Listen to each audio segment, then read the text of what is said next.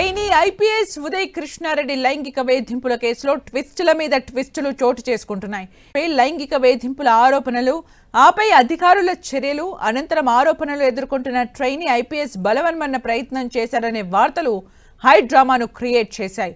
అంతటితోనే ఆగిపోకుండా ఆయన ఇంట్లో లెటర్ దొరకడం, అందులో కంప్లైంట్ చేసిన ట్రైనీ ఐపీఎస్ పై ఆరోపణలు చేయడం, ఇదంతా జరుగుతున్న సమయంలోనే అసలు ఆయన బలవన్మరణ యత్నమే చేయలేదనే విషయం సినిమాను మించిపోయింది. కానిస్టేబుల్ స్థాయి నుంచి ఐపీఎస్ సాధించారు ఉదయ్ కృష్ణారెడ్డి.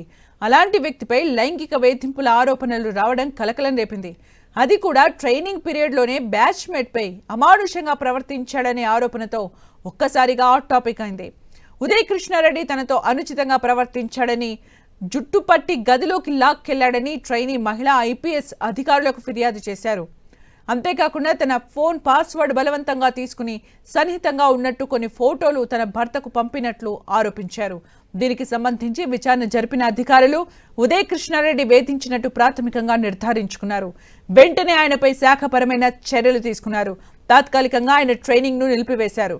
దీంతో మనస్తాపానికి గురైన ఉదయ్ కృష్ణారెడ్డి ఇంటికి వెళ్లిన తర్వాత బలవన్మరణ యత్నం చేశారంటూ ఆయన కుటుంబ సభ్యులు హాస్పిటల్కు తరలించారు. అంతకుముందు న్యాయమే గెలుస్తుందంటూ ఆయన ఇన్స్టాగ్రామ్లో పోస్ట్ కూడా పెట్టారు. ఇదే సమయంలో ఒక ట్విస్ట్ చోటు చేసుకుంది. బలవన్మరణ యత్నానికి ముందు ఉదయ్ కృష్ణారెడ్డి లెటర్ రాసినట్టు ఒక లేఖ బయటకు వచ్చింది. అందులో బ్యాచ్మేట్తో ఏడాది కాలంగా రిలేషన్లో ఉన్నట్టు చెప్పుకొచ్చారు.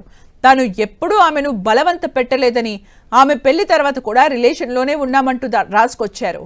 దీంతో ఈ కేసు ఎటువైపు తిరుగుతుందో అనే ఉత్కంఠ నెలకొంది. సరిగ్గా ఇదే సమయంలో ఉదయ్ కృష్ణారెడ్డి అసలు బలవన్మరణ యత్నమే చేయలేదనే మరో ట్విస్ట్ బయటకొచ్చింది.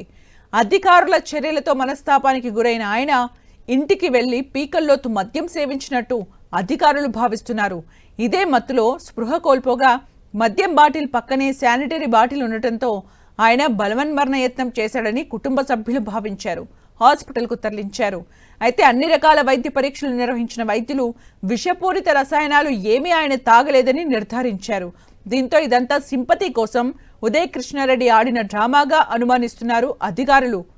ఇటు లెటర్ పైన దర్యాప్తు చేస్తున్నారు.